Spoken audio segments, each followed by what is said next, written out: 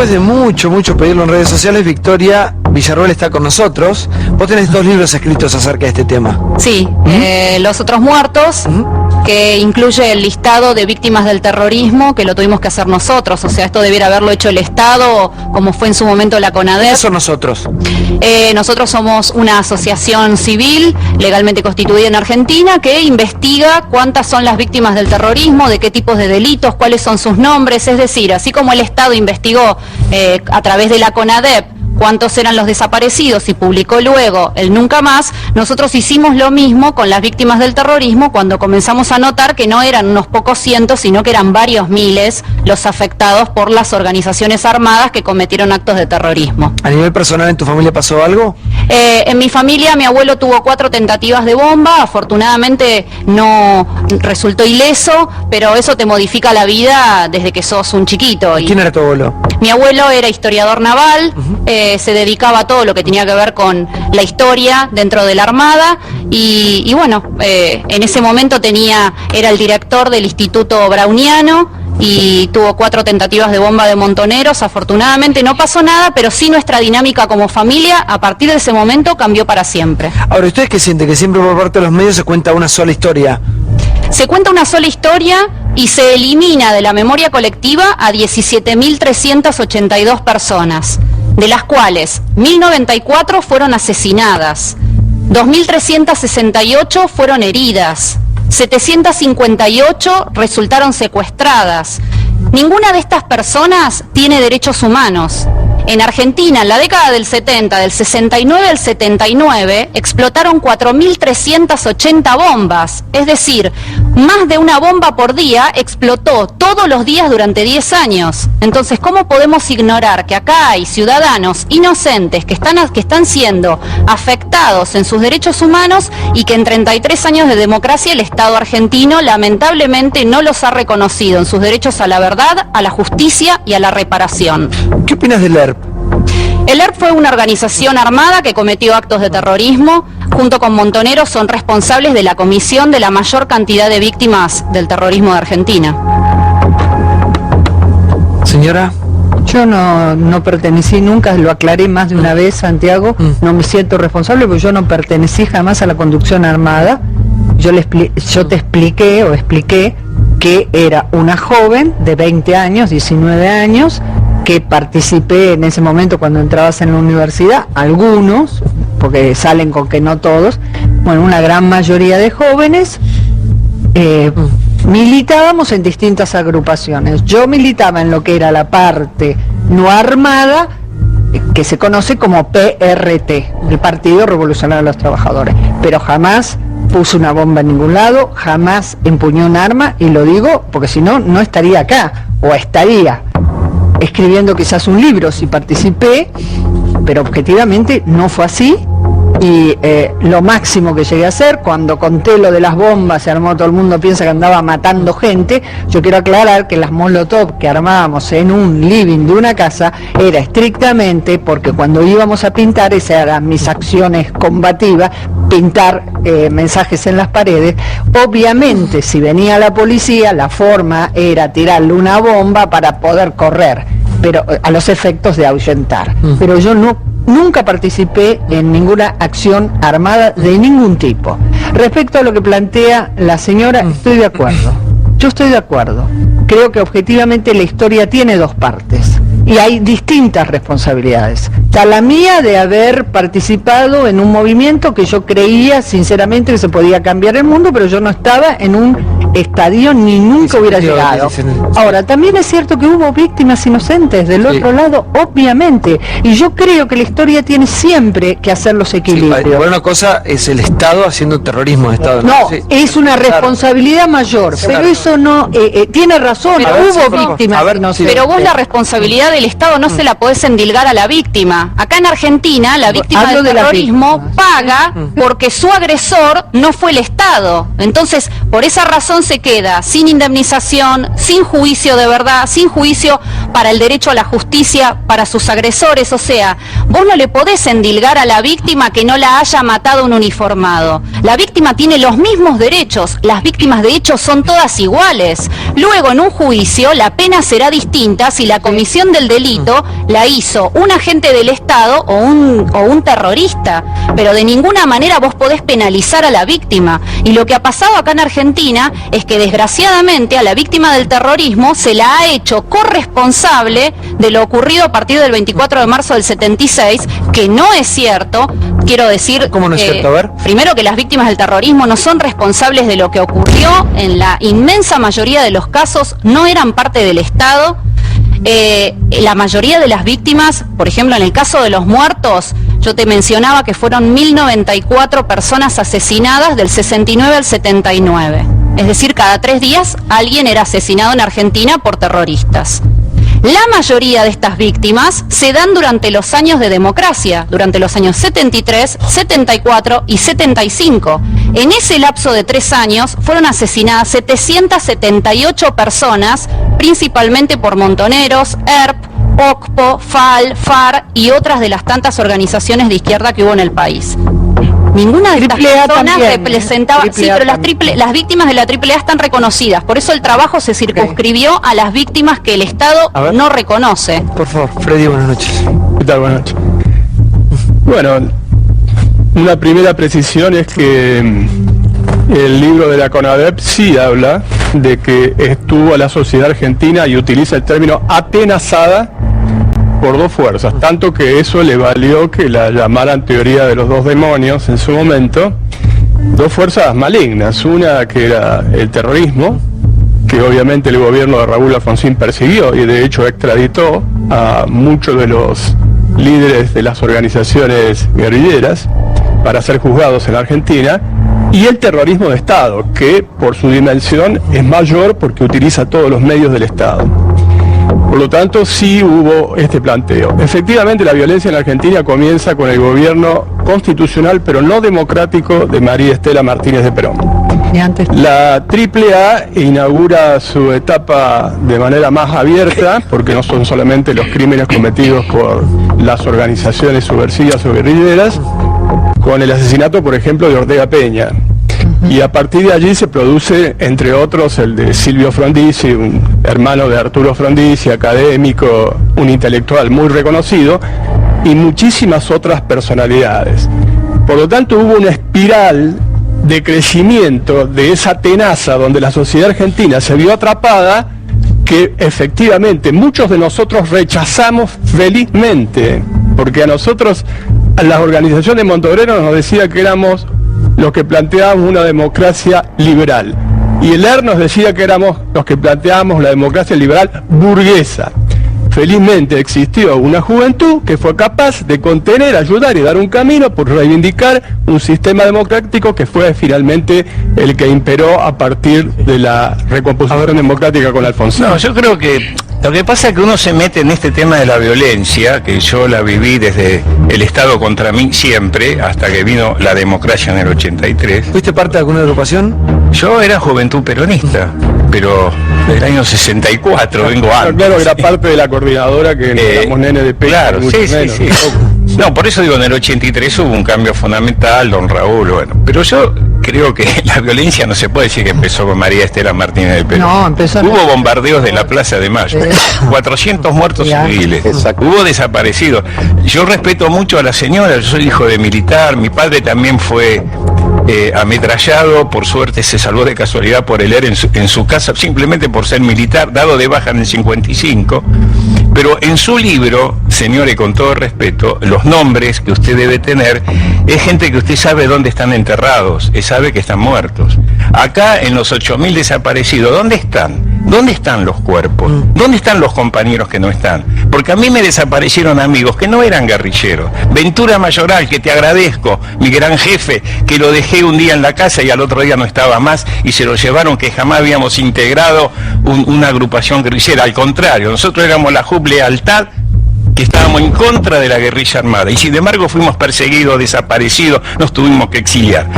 Cuento dos anécdotas, porque si me meto en mi tema personal, pero Lo que pasa es que de eso no son responsables las víctimas del terrorismo, o sea, la víctima del terrorismo no eligió ningún método, no era parte del Estado, iguales de un lado para otro, pero no eligió la desaparición de otras personas. Que lo haga, o sea, saben dónde están sus seres queridos enterrados. Yo no lo sé.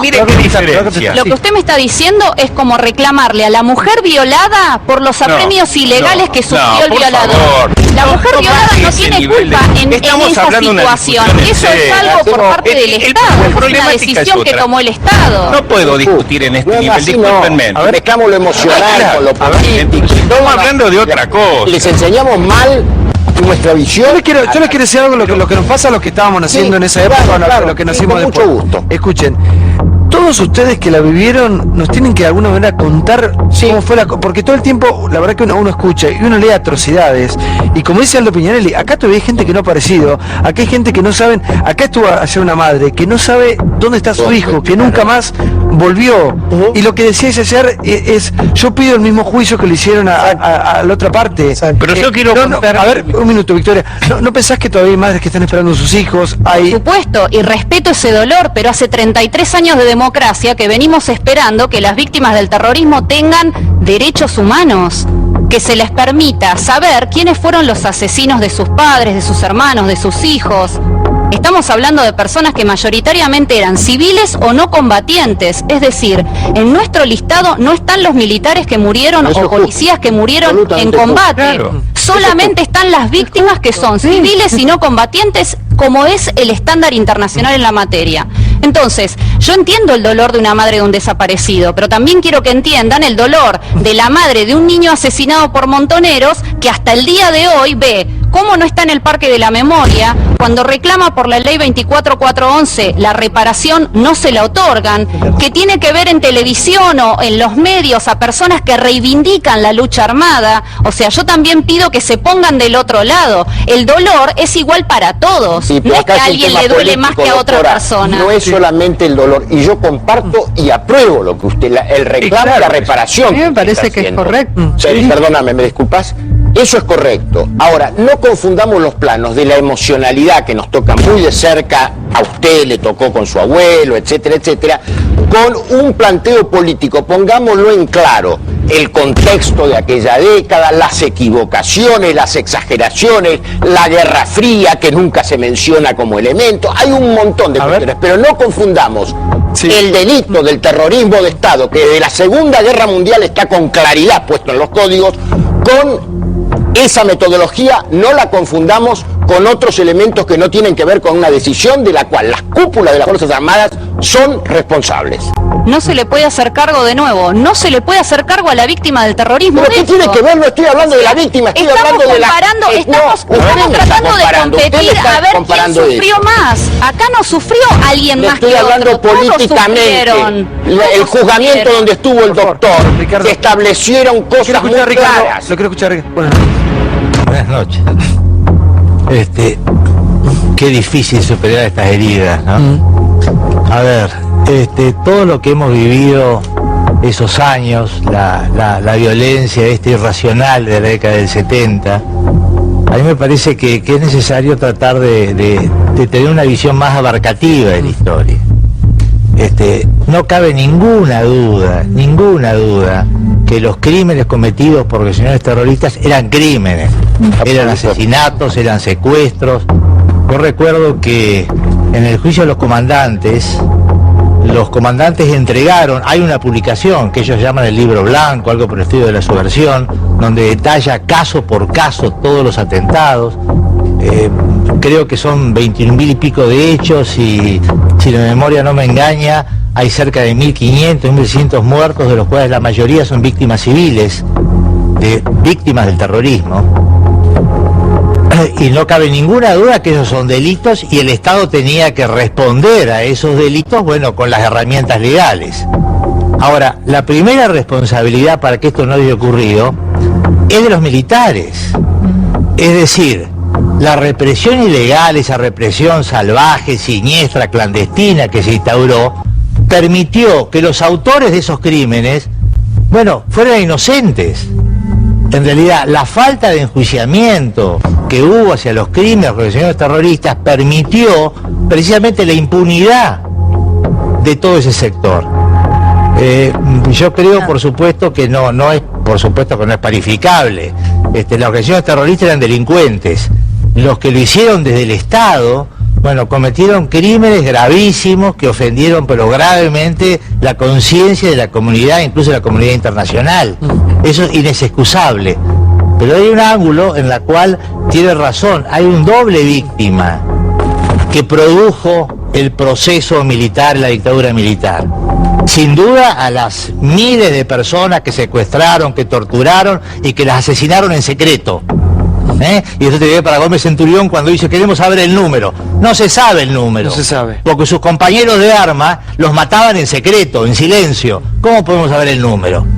Y las otras víctimas indirectas son las víctimas del terrorismo que por obra de los militares, bueno, no fueron enjuiciados sus autores. Déjeme que le diga algo, un ángulo de sí. reparación hay que contemplar. Yo le voy a contar algo. Este ha sido el tema desde que arrancó el programa más difícil de tratar. Más difícil de tratar. Siempre está sobrevolando, pero muy poca gente se ha atrevido a hablar. Es un tema muy delicado que despierta y deja volar muchos fantasmas que tienen que ver con el pasado, con la historia más oscura de este país.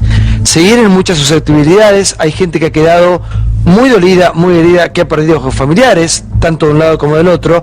Lo que tratamos hoy es de escuchar respetuosamente toda la historia, por lo menos a los que no la vivimos, que nos traten de contar. Bueno, usted, Ricardo, fue parte integrante del Tribunal del Juicio a la Junta, la verdad que usted es parte fundamental de toda esa historia, es ¿no? un lujo el doctor. Sí, y en ese momento, porque hoy es fácil hablar, en ese momento cuando él estaba con otros más, en el gobierno de Raúl Alfonsín, cuando recién arrancaba todo, había que tener mucho valor, muchos testículos, mucho huevo, porque era fácil hablar. En ese momento no era fácil.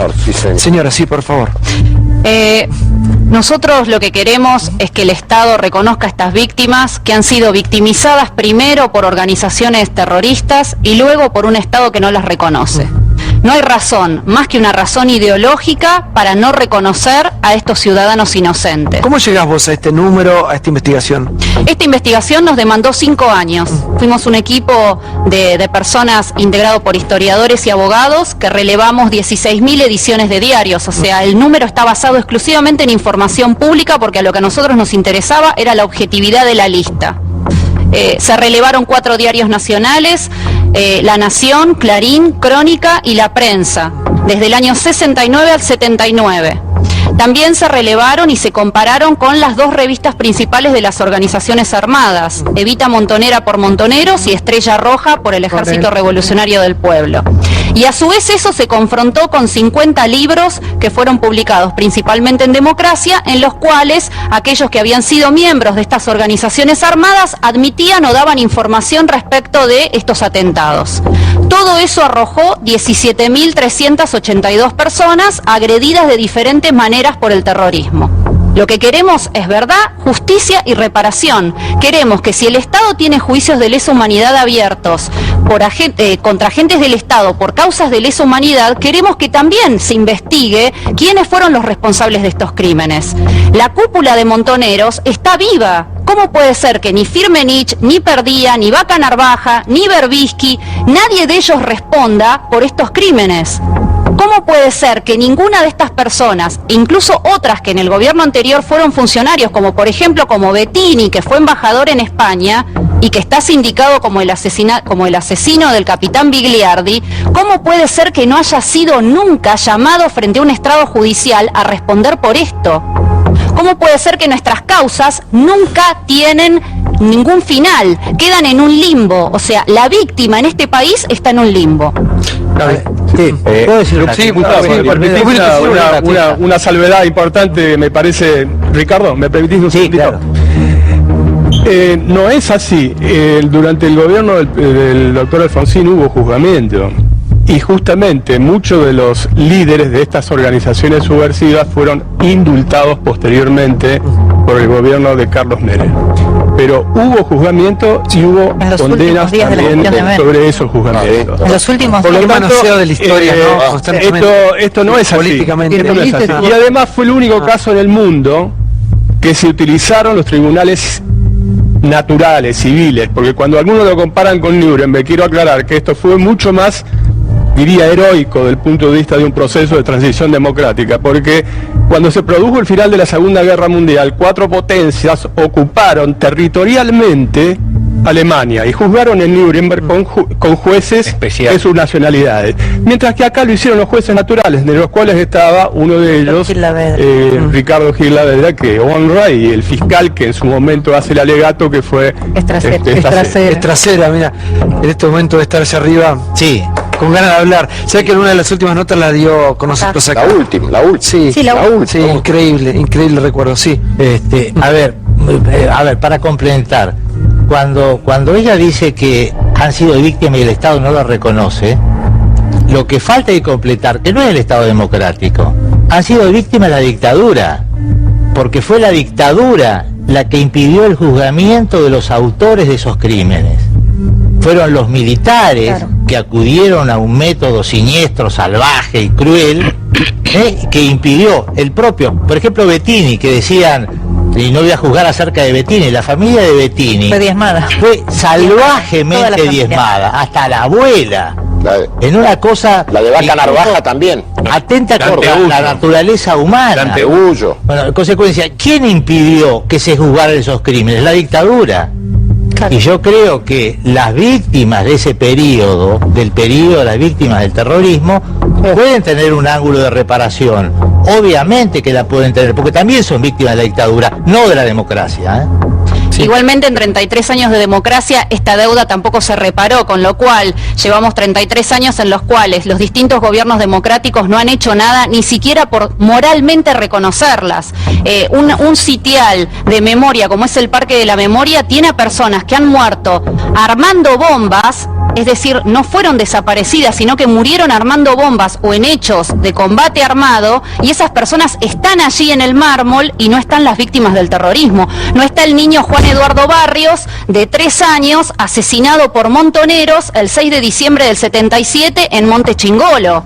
Un niño que era hijo de un obrero metalúrgico, de gente que se deslomaba todo el día trabajando para darle a este niñito algún pasar mejor que el que habían tenido ellos, y que hasta el día de hoy están esperando las migajas de la reparación, las migajas del reconocimiento moral de una sociedad que cuando uno muere por un coche bomba, como le pasó a Laura Ferrari de 18 años enfrente de la Universidad de Belgrano, en democracia, en el año 75, la madre todavía está esperando que alguien le diga quiénes fueron los responsables de ese atentado terrorista y que la reparen, que la indemnicen, pero además que la reparen moralmente. O sea, acá se les niega hasta eso, se les niega hasta el recuerdo moral de la sociedad. Sí, es legítimo la reparación, pero son víctimas también de la dictadura. Ese es el ángulo que ustedes no dicen. Por quienes impidieron el juzgamiento de los hechos fueron los militares. Claro. Si vos me, si vos me dijeras, permitime que te tutee, si vos me dijeras juzgaban matando que aquí han pasado nada más que 2 o 3 años de gobiernos democráticos, desde ya que es así, pero han pasado 33 años de democracia. Nosotros trabajamos desde hace 10 años, les hemos reclamado al Estado a través de la apertura de juicios, hemos ido a denunciar al Estado argentino en el exterior, hemos participado en todos los foros de víctimas del terrorismo del mundo. Lo que está pasando en Argentina, desgraciadamente, es algo que se lo está llevando la democracia encima, porque la democracia no le ha dado solución a estas personas en 33 años de democracia. Gaby. Ambos bandos de aquella época, los militares y la guerrilla, le deben muchas explicaciones a la sociedad. Yo recuerdo cuando era todavía muy chico, estaba en una organización de izquierda, y cuando matan a los pibes en Trelew, que eran guerrilleros, que fueron fusilados, porque eso en realidad eso cambia mucho lo que venía pasando, porque es la primera vez que adentro de un organismo militar 16 personas son fusiladas. Un golpe contra la NUCE. Eso fue un golpe contra la NUCE dentro de la Fuerza Armada. La interpretación política es otro asunto. Bueno, después déjame hacer esto, déjame contar lo que quiero contar. Era la primera vez que adentro de un cuartel eran detenidos, se los saca, se los fusila, y nos enteramos porque 3 habían quedado vivos. Cuando está por llegar el nuevo momento de la democracia, se hace una cosa que se llamó el Gran Acuerdo Nacional, se empezó a discutir, y parte de la negociación era no joder con eso, no investigar eso, y de hecho no se investigó. Es decir, de alguna manera la mayoría de los partidos políticos hicieron los boludos para poder llevar adelante la democracia y no entorpecer el proceso democrático por estos 16 Aclará que lo de Trelew fue en la dictadura de 1972.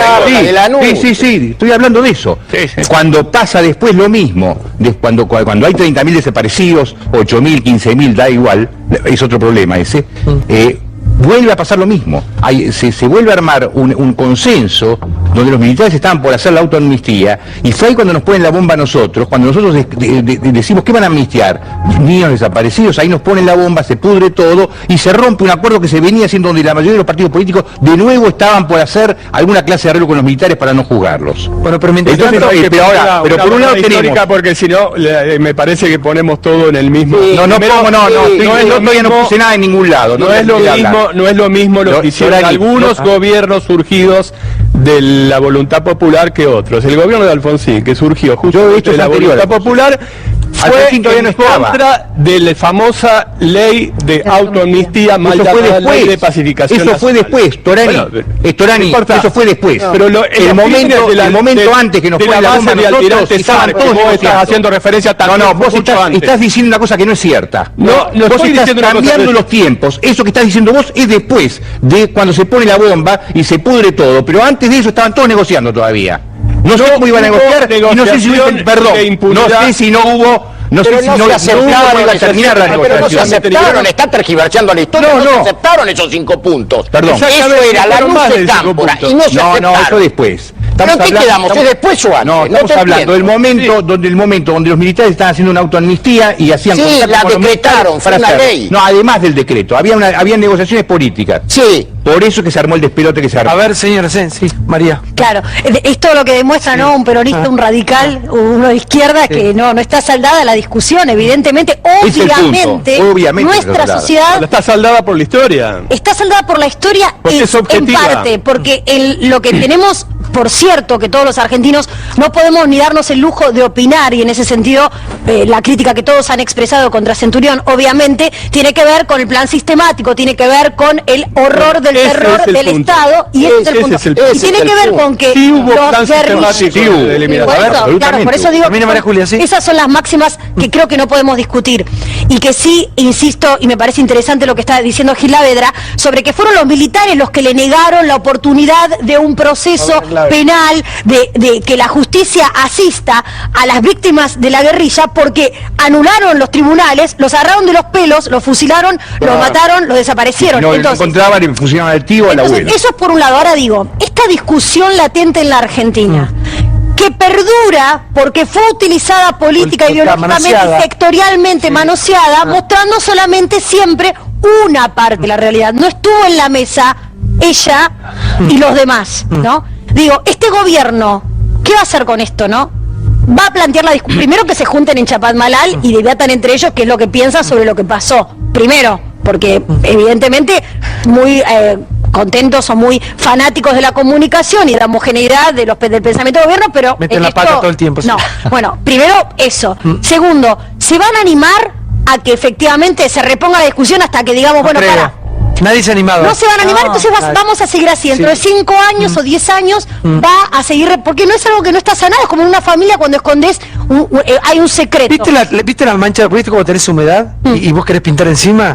Acá digamos, acá hay que ir a lo profundo, hay que ser lo más honesto, hay que escuchar las diferentes posturas y hay que llegar a un punto en común. Me parece que todos tienen derecho a contar lo que han vivido. Ahora, los que no la vivimos, vamos reconstruyendo esa historia por pedazos. Yo te quiero contar algo que pasó en mi familia, que nosotros somos un pueblito del interior, ni se hablaba de esto, obviamente, y mucho más cuando yo nací, pero yo poco a poco, cuando fui creciendo, escuchaba que mi hermana, la más grande, casi muere en la bomba de Lambrusquini, decían.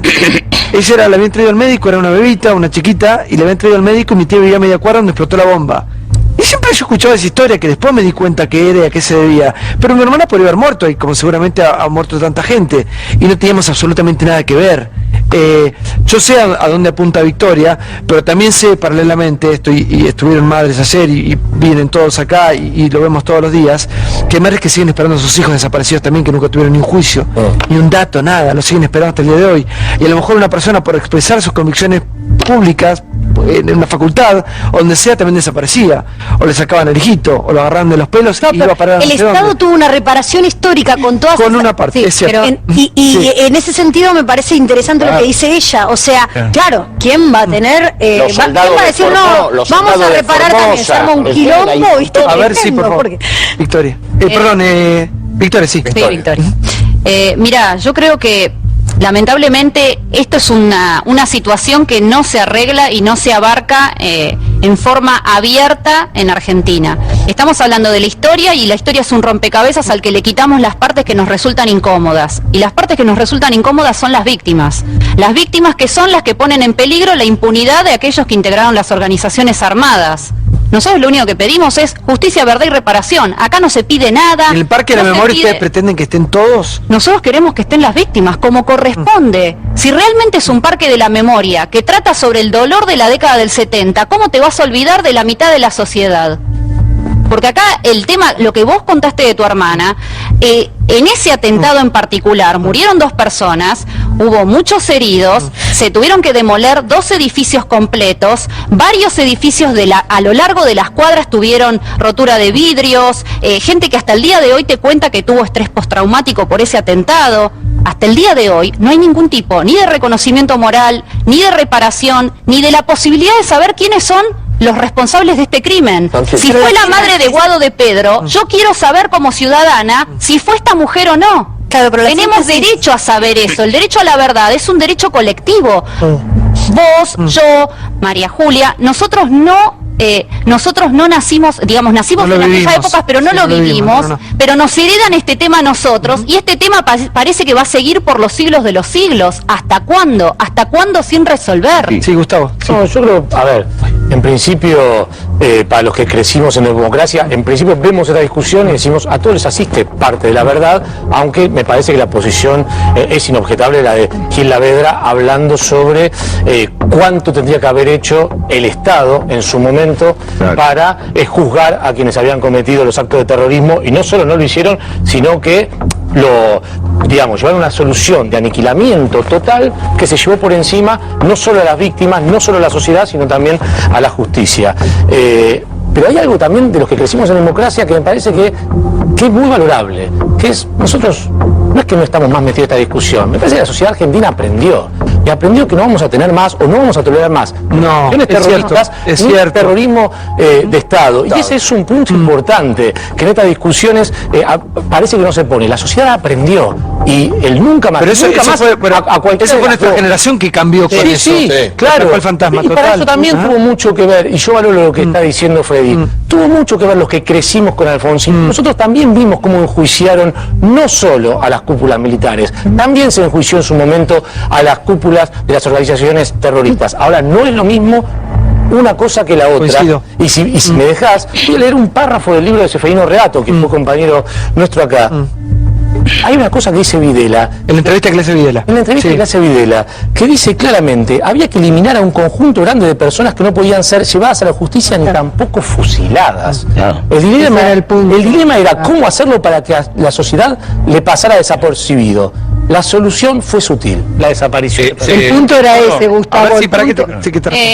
Yo quiero decir algo que es lo siguiente, o sea, si el gobierno militar en su momento no juzgó ni condenó a los terroristas, ese es un error, una falta, como la querramos denominar, una aberración, como le querramos decir, que la realidad es que eso debe ser reparado. O sea, no hay excusa para que en 33 años de democracia los distintos gobiernos hayan dejado de lado a estos ciudadanos. No, pero espera, Cuando se promulgó la ley 24411 de reparación en el gobierno de Menem, se dejó bien explícitamente de lado a las víctimas del terrorismo del goce de la reparación. ¿Puedo hacer una preguntita a Victoria? Sí.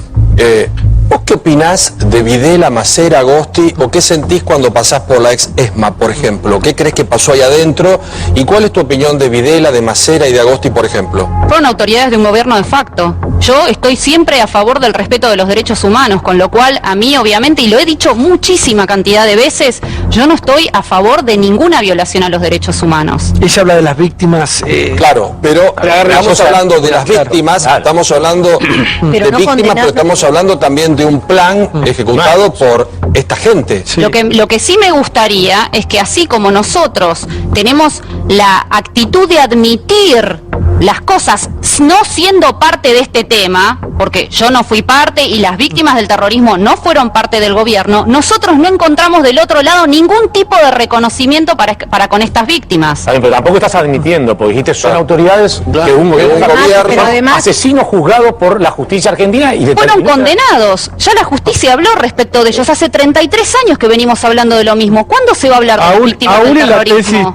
Aún en la tesis de que hubiera habido una guerra, como se planteó, supongamos que la hubo. ¿Fue una guerra o no fue una guerra, Freddy?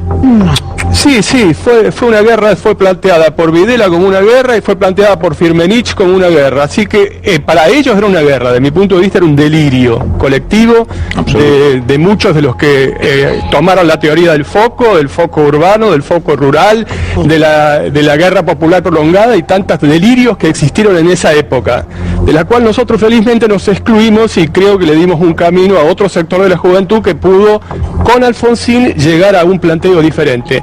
Pero aún en la tesis de la guerra, supongamos que la aceptamos, en una guerra también se juzga, se condena conforme al Código de Justicia Militar. Protocolo. Acá lo que se hacía era secuestrar, incluso se la subían a un avión y se los tiraba. O eso no existía. Se les ponía una inyección y se los tiraba. ¿De qué estamos hablando acá? Porque si no parece que estas cosas son una frivolización de lo que estamos hablando. Pero hay una situación de responsabilidad totalmente distinta. Hubo terrorismo y nosotros lo admitimos, obviamente, porque estábamos en contra del terrorismo. En aquella época estábamos en contra del terrorismo y hubo terrorismo de Estado. Y para el gobierno de Alfonsín ambos eran responsables, pero tenían un grado de responsabilidad distinto. Es cierto. Yo, Sí. digo, la respuesta fue tan desmedida, tan desmesurada, que no podemos decir no fueron juzgados, porque fueron aniquilados. La respuesta del Estado ante el terrorismo fue un decreto, empezó con Isabel, por eso estaba bien lo que decía Freddy. Espera, déjame terminar la idea. Hubo un decreto de un gobierno civil supuestamente democrático que decía hay que aniquilar al terrorismo. Y a partir de ahí empezó, ese fue el germen de lo que fue después la dictadura más sangrienta que vivimos en la historia. Y el fallo del déjame terminar la idea, Carlos, si no es muy difícil discutir así. Es un tema muy sensible y no quiero quedar con una idea incompleta, porque la verdad que lo que me parece gravísimo es, como decía Freddy, la desmesura en la respuesta. Todos condenamos la muerte, la violencia y hemos elegido la vía democrática para la política y para militar las ideas. Ahora, cuando la respuesta del Estado es tan desmedida, donde hay un plan sistemático, no solo de desaparición y tortura, sino también de apropiación de bienes y de bebés, no podemos decir esto no está saldado, porque la herida fue tan grave que todavía estas discusiones demuestran que no está cicatrizada. Lo que sí quiero agregar es que una diferenciación a lo que decía María Julia, la posición del gobierno es la que expresa la Secretaría de Derechos Humanos. De ninguna manera se piensa como Gómez Centurión. ¿Y cómo se piensa? Como se debe pensar en un gobierno democrático. Eso es lo que a mí me parece, porque condenando el genocidio y haciendo como lo clara, y como cuando Macri le preguntó a una periodista extranjera qué pensaba, dijo, yo no me quiero meter en ese debate, me parece inútil. No, pero eso también, a ver, lo hemos explicado miles de veces y recién mismo lo decía Gaby Levinas. La cifra del nunca más y lo que se dijo en aquel momento que estaba documentado eran 8.000 las desapariciones. Pero como dice Ricardo, el plan fue tan oscuro que no sé saber la cantidad de diciendo. No estoy jugando lo que dijo Macri, estoy diciendo una observación. No es claro el gobierno al expresar qué piensan ellos. Escuchame. Lo que dijo Macri en ese momento también es este enfoque, no es la discusión sobre 8.000 o 30.000. Con que hubiera uno, ya estaba mal que el Estado haya dispuesto a aniquilar como una forma de reparación. Perdóname, Victoria, por favor. Es un error histórico lo que está diciendo. Fue revisado y hubo dictamen del tribunal que integró el doctor, donde establecieron el sentido de la palabra aniquilar del decreto que está en cuestión y que fue firmado por todo el gabinete. Es poner inerme al enemigo. Y eso quedó claro en el... A ver, para que le quiero hacer una pregunta a Victoria que tiene que ver, por favor. Claro, y mientras tanto en la triple A. Por favor, matás, claro.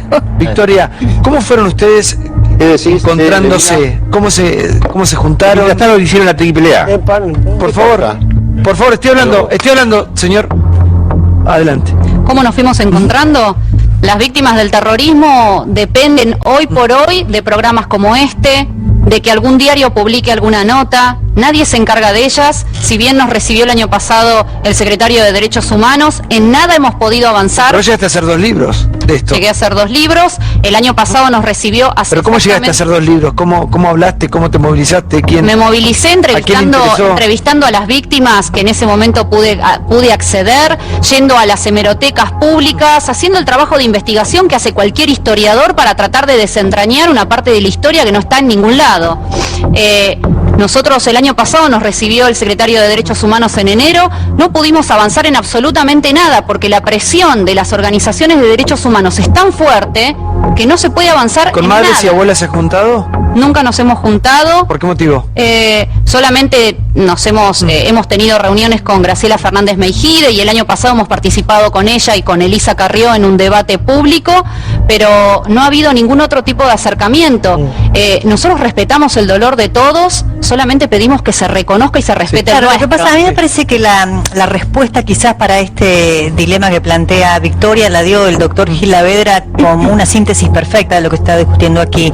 La respuesta desmesurada, trágica y genocida de la dictadura militar convirtió muchas veces a los victimarios en víctimas. Aquí usted nombró a muchos de ellos cuyas familias fueron diezmadas, se quedaron sin hermanos, sin padres, sin abuelos. Entonces, esa actitud genocida de la dictadura lo que hizo fue no permitir ninguna reparación posible, porque la reparación ya era esa desmesura absoluta. Entonces, si usted va a pedir hoy, más allá de las indemnizaciones y otras cuestiones que podrían ser judiciables, el doctor Gilavera lo podrá decir mejor, una reparación moral o histórica, la reparación moral ya está hecha, porque muchos de los que participaron de esas acciones armadas fueron aniquilados. Entonces ya es muy difícil hoy poder discernir crímenes comunes que no son de lesa humanidad, claro. ¿Cómo va a ser difícil discernir ir 40 años atrás cuando estamos yendo 40 años atrás en juicios de lesa humanidad donde el Estado está investigando? No tiene ningún tipo de dificultad, o sea, considerando que el terrorismo también es un delito de lesa humanidad y también es imprescriptible. Claro, bueno. O sea, que debiera ser investigado también. Sí. A ver, para tratar de ordenar la cuestión. En primer lugar, cuando se juzgó a los comandantes, ellos también interpusieron muchas defensas, ¿no? Muchísimas. Pero entre ellas entregaron una enorme documentación sobre todas las víctimas del terrorismo.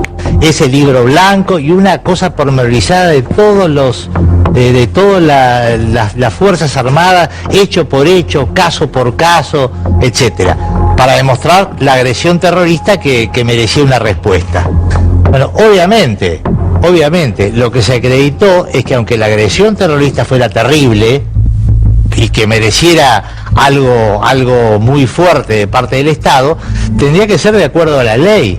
Cuando se habla de acuerdo a la guerra, esto no fue una guerra, porque la guerra tiene reglas. Están las convenciones de Ginebra, bueno, que establecen cómo se comportan los estados durante la guerra. Y acá no hubo guerra. Es decir, secuestrar al prisionero inerme no va contra las leyes de la guerra, es un crimen de guerra. Es decir, que aún con las leyes de la guerra son criminales. Y por otro lado, otra de las defensas usuales, y bueno, y que se le escuché a Gómez Centurión, que es una vergüenza. Yo le escuché a Gómez Centurión cosas que decían los militares en ese momento, como por ejemplo que ellos actuaron por el decreto del orden de aniquilamiento. Es decir, que ellos cumplieron el decreto del gobierno constitucional que habían depuesto. Eso es un argumento hasta risible, diría, ¿no? O sea, no hubo guerra, hubo verdaderamente una cacería, un exterminio secreto utilizando todo el poder del Estado, y sin duda, las víctimas del terrorismo también son víctimas de la dictadura. Porque en realidad, como dije antes, es la dictadura precisamente lo que posibilitó. Probablemente en la Argentina falta poder integrar, porque tengo la sensación que las víctimas del terrorismo se refugian un poco como defendiendo al régimen militar, diciendo, bueno, mire, el régimen militar no era tan malo porque nos defendía respecto de esto. No, cuando podamos decir que todos son crímenes y que todas son víctimas, y pongamos las cosas en su lugar, a lo mejor podemos tener una visión más totalizadora de lo que ocurrió. Como pasó a comienzos la democracia, como recordaba recién Freddy, el primer gobierno democrático, el de Alfonsín, dijo, por supuesto, el terrorismo de Estado y también las bandas terroristas. Por eso promovió un enjuiciamiento. Pero no son iguales, y esto para terminar, porque ellos no son crímenes de lesa humanidad. La categoría de crímenes de lesa humanidad, bueno, se reserva a los que son cometidos desde el Estado. No es así, precisamente. No es así. El Estatuto de Roma habla del Estado y organizaciones armadas. Sí, estas fueron pero organizaciones cuando tienen armadas. Alguna vinculación, porque se necesita ir sobre una población indefensa o civil indefensa, utilizando el aparato estatal. De todas maneras, no lo dice el Estatuto de Roma, de pero todas maneras, independientemente de eso, esto no excluye, por supuesto, que pueda haberse alguna suerte de reparación de estas víctimas también de la dictadura. Seguro. Sí, doctor, usted no me puede decir que después de 33 años de democracia está bien que estas personas no figuren en los libros de estudio, que el 24 de marzo, cuando se las recuerda, no se recuerde a estas víctimas, se recuerda exclusivamente el dolor de parte de la sociedad y no el de otra parte de la sociedad. O sea, no tiene justificación alguna esto. Salón, no me pueden decir que está bien a mí me parece que en 33 años no haya reparación muchos para años estas personas. Se tomaron decisiones, la guerrilla tomó decisiones, también por supuesto lo primero que teníamos que saber es que por qué los militares no dicen dónde están los cadáveres, por qué hicieron lo que hicieron, y ellos no lo han hecho. Hasta ahora. Pero por el otro lado también a mí me gustaría que los líderes de guerrilleros que todavía viven, que son Bonazo, Berbisky, Firmenich, expliquen por qué hicieron, cuáles eran las razones por las cuales hicieron las cosas que hicieron, cuáles eran las razones por las cuales mandaron a los chicos a la guerra, por qué cuando ya sabían que estaban perdidos seguían recibiendo chicos con la segunda ofensiva, con la contraofensiva famosa. ¿Qué hicieron con la plata? ¿Qué hicieron? ¿Por qué hicieron todas esas cosas? Sería bueno que expliquen a la sociedad el motivo y las razones, aunque hoy estén en contra de esas ideas que ellos tenían, que expliquen cuáles eran las razones por las cuales ellos tomaron esas decisiones. Sería bueno que la sociedad sepa las razones por las cuales hicieron las cosas que hicieron, unos y otros, porque sería la mejor manera de entendernos. Yo creo que lo que está pasando acá, vos hablás con ellos y se esconden, no te cuentan, no te dicen, de eso no puedo hablar, no voy a mandar en cana a no sé quién, porque además hay un miedo que también tienen, porque en algunos casos sí utilizaron aparato del Estado. Durante del 73 al 76 hubo quienes utilizaron parte del aparato del Estado para atacar a los militares. Para asesinar a Rucci también. Bueno, está el caso de para asesinar a Rucci también. Por ejemplo. Está el caso de Rucci. Sí, vos pensás que yo estoy contento con que lo hayan matado a Rucci. No, te lo decía, te lo agradezco todo lo que pasó. Por favor, sí. De hecho, hasta el día de hoy está la causa Rucci abierta y está la causa Larrabure, que es el secuestro más largo de la historia argentina. Un coronel del ejército secuestrado 372 días, torturado y luego asesinado por el ERP. Ninguna de estas dos causas avanza. Ninguno de los responsables de estas organizaciones armadas hoy está detenido, hoy está siendo juzgado. En su momento la jueza Servini de Cubría sobreseyó a Berbisky y a otros terroristas más por haber puesto la bomba en el comedor de la Policía Federal, donde murieron 24 personas, y consideró que una bomba en la que murieron 24 personas y 66 resultaron heridas es un estrago doloso, es decir, es un delito común, cuando a todas luces eso es un atentado terrorista. En España actualmente se están juzgando atentados terroristas ocurridos en la década del 80 y del 70. ¿Cómo puede ser que acá en Argentina estemos considerando que esto debe quedar impune, que lo debemos barrer bajo la alfombra de la historia y que las víctimas se den por muy contentas si es que al menos se las menciona de vez en cuando? Eso no es una reparación moral, y estoy haciendo mucho hincapié en la reparación moral porque no se las menciona ni en los libros de estudio, no se las menciona habitualmente, y en el ideario colectivo estas personas no figuran. Y son seres humanos como nosotros. Si el día de hoy se pusiera una bomba aquí y todos nosotros muriéramos, en este país, 40 años después, nadie hablaría de nosotros. No podemos considerar que eso está bien. Volviendo al personaje que inició este análisis, y yo comparto acá con la señora que se necesita una reivindicación de las víctimas del terrorismo. Yo soy amiguísimo de la familia Rucci, de sus hijos. que ellos saben quién los mataron, pero están libres, y algunos los mató la dictadura. Gómez Centurión, cuando lo escuché el otro día, voy a contar una experiencia personal en la época de la dictadura militar, cuando yo no podía circular por las calles y me tuve que exiliar y volví. Me atendió un coronel del ejército en la calle Moreno, donde estalló esa bomba, enfrente de la calle que era Coordinación Federal, ahora me acuerdo, un coronel, y me dice: usted quédese tranquilo que lo hemos blanqueado, yo he decidido que usted viva. Yo era un chico de 27 años y me salió de adentro: solo Dios dispondrá de mi vida. Yo iba con mi papá acompañándome, que era un militar abajo en el 55, y dice: cuando salgo vos sos boludo. Bueno, pero me salió de adentro, discúlpenme. Yo dije: chau, soy boleta. Al tiempo encontré al mismo coronel en una actividad que yo tenía profesional. Y nos pusimos a discutir, yo me acordaba de él y él se acordaba de mí. Me dice: usted sí que era un mozo atrevido. Le digo: mire, me salió de adentro, ya no me interesaba defender mi vida. ¿Y saben lo que me dijo? Lo mismo que dijo Gómez Centurión el otro día. Dice: mira, si de los 30.000, 8.000 o 10.000 desaparecidos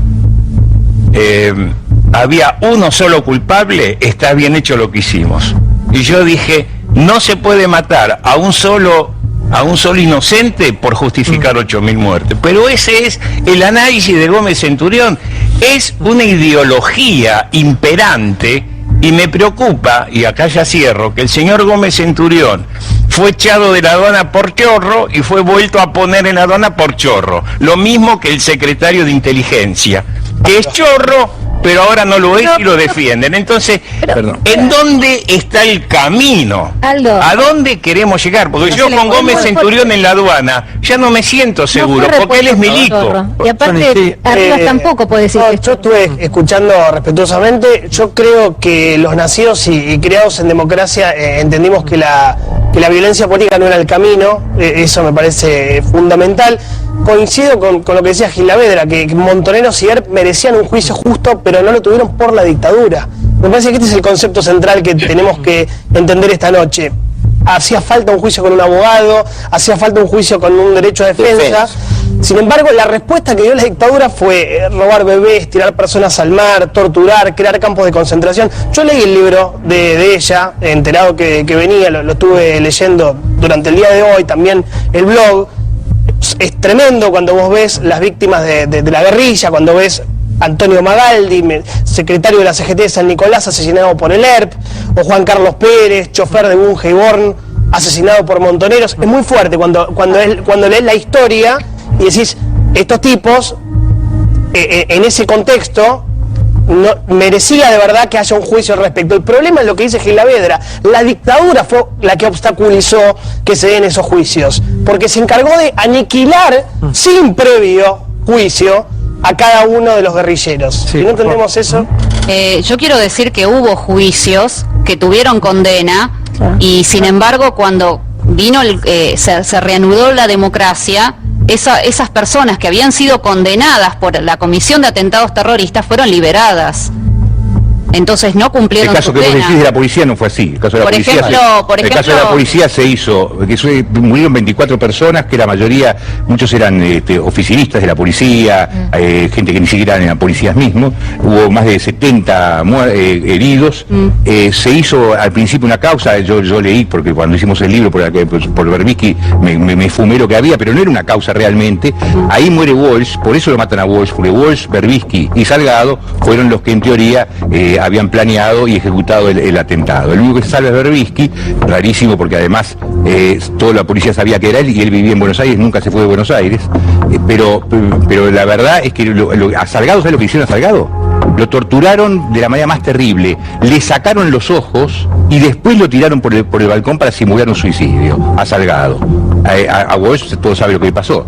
Entonces yo me imagino que ¿cómo volvés para atrás toda esa historia? ¿Entendés? Yo entiendo lo que vos decís y estoy de acuerdo con vos. Creo que hay que reinvestigar por qué Berbisky está vivo.